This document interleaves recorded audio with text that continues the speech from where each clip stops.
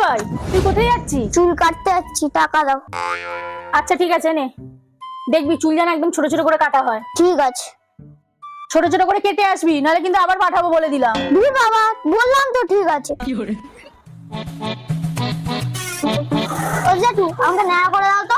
ন্যাড়া হবি কেন এই গরমে? তুমি দাও না, এই গরমে আর বেশি কথা বলতে ভালো লাগে। ঠিক আছে বস। কিছুক্ষণ পরে।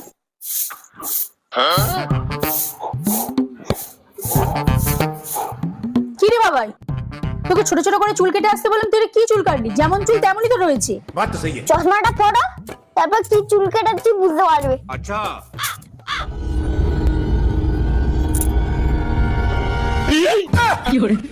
আমি যতবার ছোট করে চুল কাটি, তুমি ততবারই বলো যে আরো ছোট করে চুল কাট, আরো ছোট করে চুল কাট। তাই জন্য আমি ন্যাড়া হয়ে এসেছি। हे प्रभु हे हरि राम कृष्ण जगन्नाथ प्रेमानंद।